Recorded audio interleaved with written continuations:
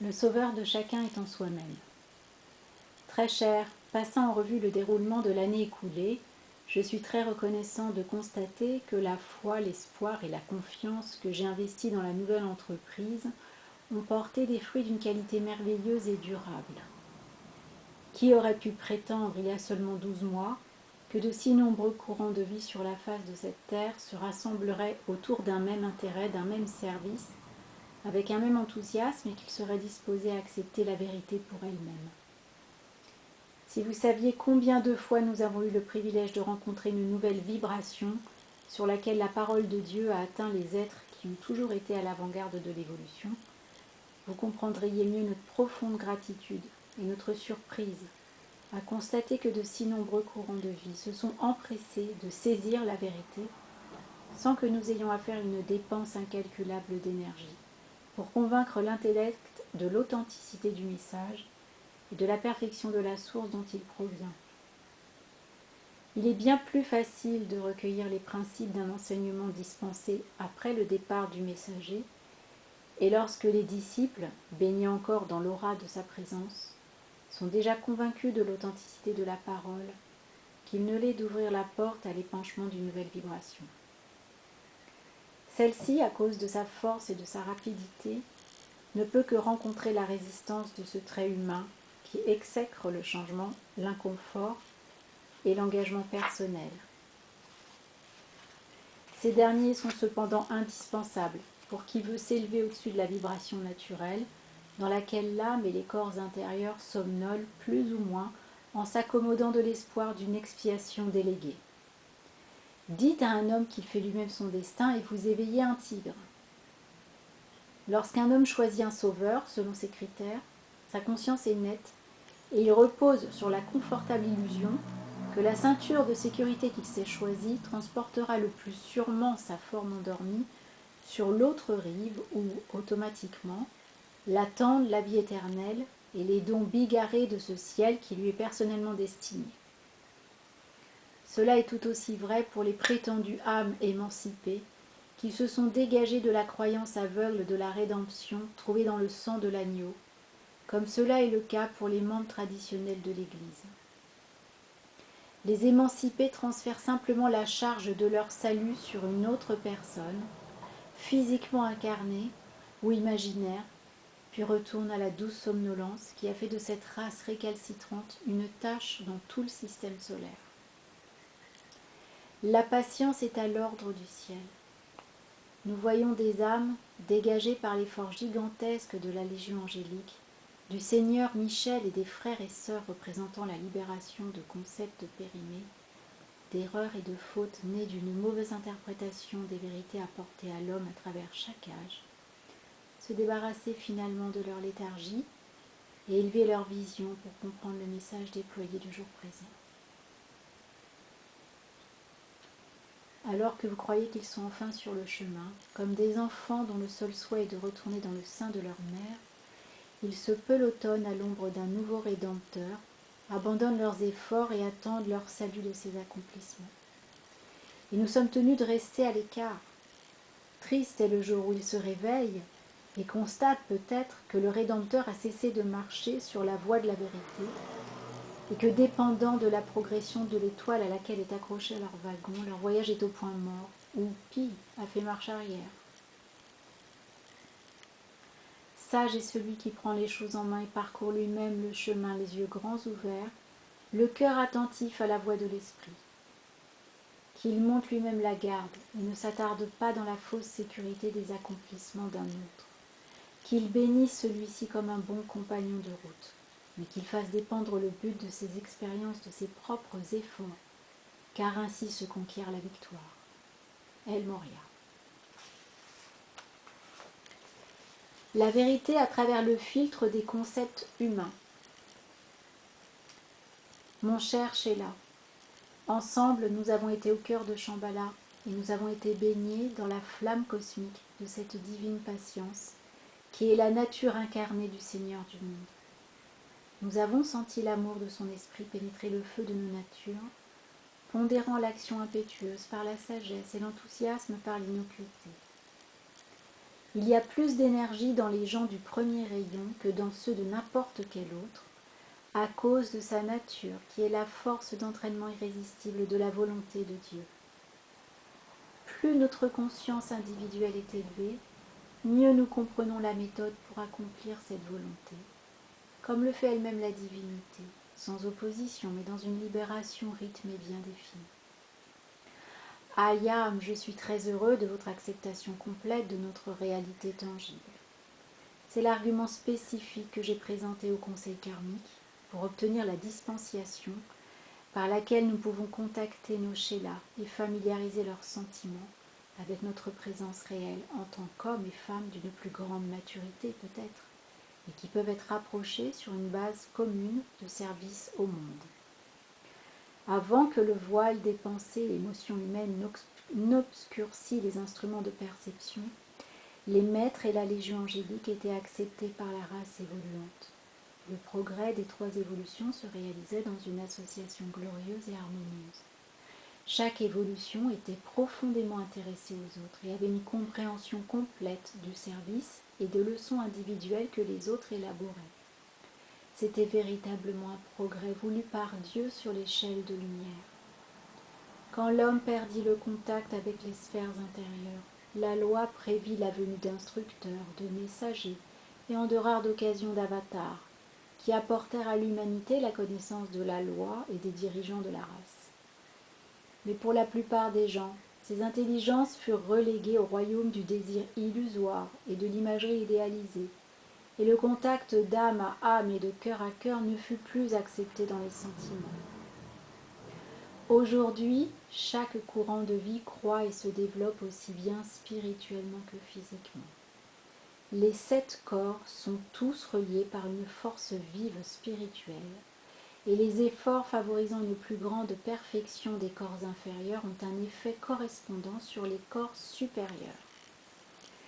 Dans ces conditions, chaque expansion de conscience et de lumière par le biais des corps physiques, mental ou émotionnels augmente la capacité cosmique du jeu divin individuel au niveau intérieur, de même que le volume du corps causal et la sphère d'influence du jeu divin. C'est l'accumulation de trésors dans le ciel dont Jésus a parlé. Chaque courant de vie perçoit l'univers autour de lui selon sa propre énergie, ses propres corps, selon le développement de ses propres facultés, comme les sens de l'ouïe, de la vue, de l'odorat, etc. Cela est également vrai pour la conscience de l'individu, sa capacité à croître et à percevoir de l'intérieur du corps électronique la vérité des sphères intérieures. Comme vous le savez, très peu de courants de vie sont capables de s'élever consciemment dans le Saint jeu christique et de percevoir le royaume dans lequel celui-ci se noue. Quelques-uns s'élèvent dans des moments d'exaltation, de profonde contemplation, et des éclairs de lucidité sont abaissés dans la conscience externe. On les appelle visions, révélations, messages, quel que soit le terme que le récipiendaire leur applique. La somme de vérité que perçoit la conscience est déterminée par, petit 1, la hauteur à laquelle peut parvenir l'esprit conscient sans perdre la continuité de pensée et de lucidité. Plus haut grimpe la conscience, moins elle est capable de distinguer dans la lumière éclatante. Et souvent il arrive qu'elle défaille ou soit frappée de cécité lorsqu'elle n'est pas assistée par un maître. Petit 2, le développement des corps intérieurs qui ont tous accès à une strate particulière dans la sphère où ils agissent. Par exemple, le corps émotionnel vit dans le royaume des sensations. Et chaque homme perçoit ce grand royaume par ses propres facultés émotionnelles, de même que chacun perçoit le monde de la forme par l'intermédiaire des facultés physiques qu'il a développées. Certains voient une grande beauté, d'autres une forme dénaturée. Certains entendent la musique de la vie, d'autres des dissonances. Certains sont capables de discerner les vérités dans le royaume de la conscience mentale inférieure avec l'aide d'un corps mental bien entraîné. D'autres, lorsqu'ils sont appelés à utiliser le corps mental, s'endorment. La conscience, quand elle est contrainte de faire un effort se situant au-delà du niveau de développement de n'importe quel corps, recourt toujours à l'échappatoire du sommeil ou de l'évanouissement.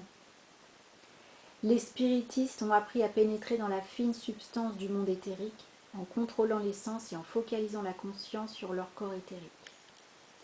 Le développement spirituel de ces individus détermine le type de conscience désincarnée qu'ils peuvent contacter. Ces gens contactent des présences qui résident dans différents royaumes et rapportent leur message comme vérité. Il s'agit bien sûr d'une vérité partielle, parce que la conscience que chacun contacte est à la mesure de la compréhension que permet le développement personnel. Bien que la majeure partie de l'humanité ait un usage limité des facultés du monde physique et un usage plus ou moins différencié des facultés des corps émotionnels et mentaux, ceux qui ont développé l'usage du corps éthérique sont encore bien moins nombreux. De ces derniers, 9 sur 10 ne sont pas fiables quant à leur compte rendu, parce qu'ils sont incapables de s'élever au-dessus des substrats du royaume éthérique. Ils ont développé cette faculté au cours de vies antérieures, et ils sont responsables des rapports insensés, qui confèrent au spiritisme un caractère aléatoire et dangereux, plutôt que celui d'une recherche telle que cela a été prévu à l'origine, c'est-à-dire une approche scientifique pour localiser les âmes des hommes et les aider à se libérer des chaînes de la conscience humaine par une éducation intelligente. Alors, en éliminant tout ce qui précède, les rares individus qui subsistent et qui sont suffisamment développés pour s'élever consciemment au niveau du Saint-Jeu christique et regarder à travers ce véhicule dans le royaume mental supérieur, deviennent les messagers des sphères supérieures. Eux aussi ne peuvent rapporter que ce qu'ils sont à même de percevoir par l'usage des facultés de leur propre Saint-Jeu christique, rien de plus. Le Saint-Jeu christique de chacun n'est pas plus développé que son corps causal ou sa présence. Par exemple, le corps causal de Sanat Kumara est plus développé que celui du Mahashohan, et celui-ci a un plus grand corps causal que moi-même. De la même manière, Sanat Kumara peut percevoir plus de vérité que le Mahashohan, et ce dernier plus que moi. Chacun rapporte la vérité telle qu'elle est perçue, par ses facultés toujours croissantes, toujours plus fines. Seul le degré de vérité diffère.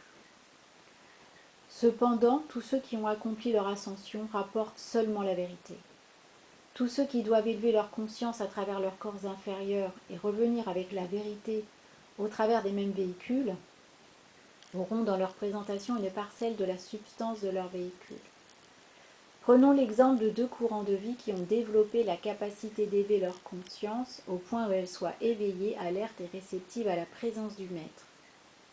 Chacun recevra à travers ses propres facultés selon son niveau de développement.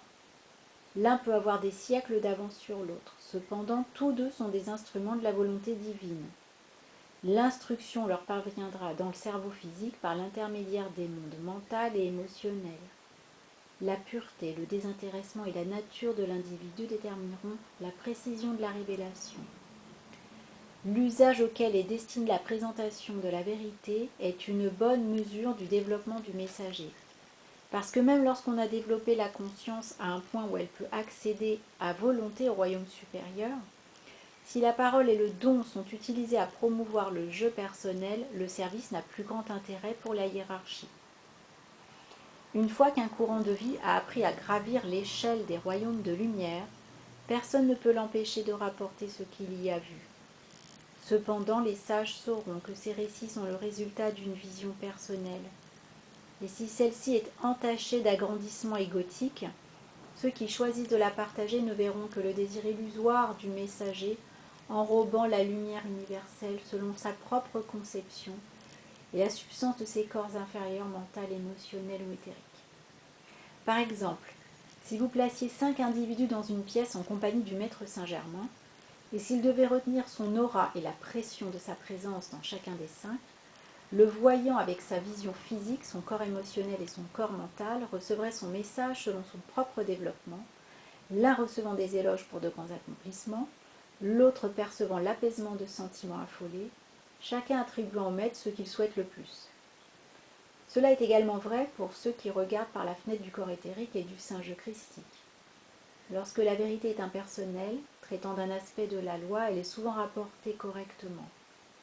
Lorsqu'un individu a des goûts et des phobies spécifiques, de même que des opinions humaines bien arrêtées, ces facteurs influencent nécessairement la réception.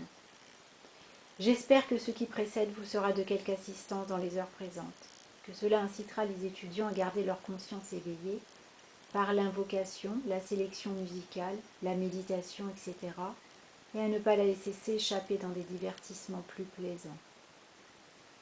Vous vous rappellerez que Jésus a eu cette difficulté avec ses disciples lorsqu'il leur demandait « Ne pouvez-vous pas rester éveillés avec moi 1 heure durant ?» Nous sommes déterminés à rendre les étudiants attentifs à la loi et à développer leur capacité individuelle de discernement, de jugement et de compréhension. Certaines gens sont paresseux mentalement, d'autres physiquement, d'autres et encore sur le plan émotionnel. Cela dépend entièrement des tendances forgées à travers les siècles. Dans chaque classe, chaque étudiant devrait avoir la possibilité de discipliner le corps particulier qui est récalcitrant dans son ménage.